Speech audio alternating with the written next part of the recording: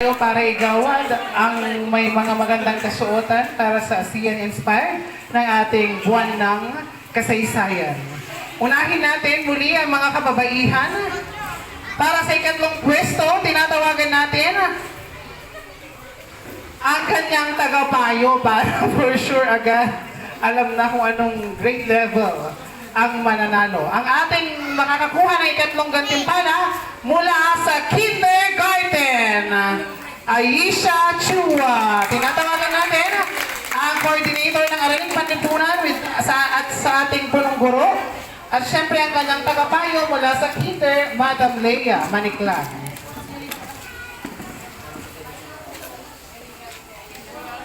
Ganda ng aming kasuotan.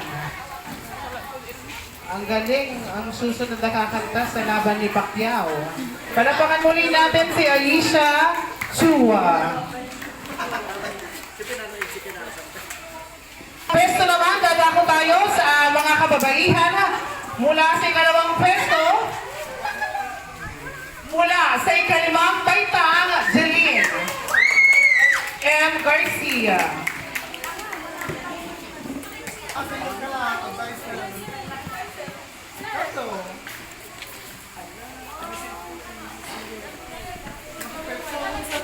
Titignan natin,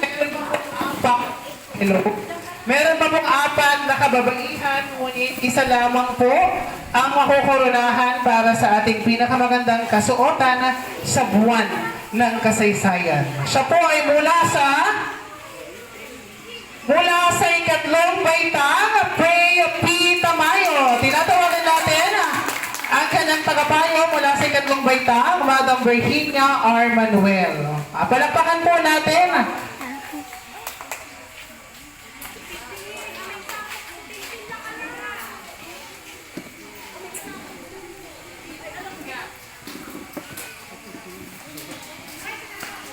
Sila na naiwan sa likod.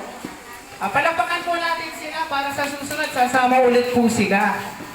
Ngayon naman, dadako tayo sa mga kalalakihan para sa ikatlong pwesto mula sa ikalawang baitang, Chance Daniel Felix. Palakpakan natin ang kanyang tagapayo, Ginoong Elmer D. Pitaka.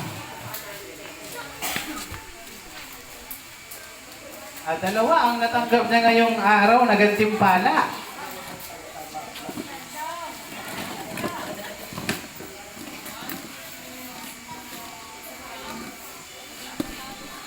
Okay, ngayon naman, para sa ikalawang gantimpala, mula, kanino, saan mapupunta? Mula sa kindergarten, kay Glorious, tama? Aguilan. Kay Glorious Aguilan. Palakpakan po natin ang kanyang tagapayo, Ginang Leia V. Maniklang.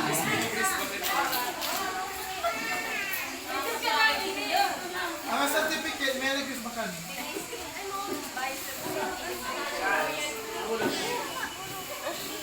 Apat na po ang naiiwan para sa mga kalalakihan, pero isa na lamang po ang naiiwan at siya ang magkakamit ng may pinakamagandang kasuotan para sa buwan ng kasaysayan mula sa sino? Mula sa unang baitang, Justin P. Reyes. Palapakan natin ang kanyang tagapayo, Ginang Lenina Arzueta. Maraming salamat sa ating mga nagagapuhan at nagagandahan na naiwan sa likod. Mas gagalingan pa natin sa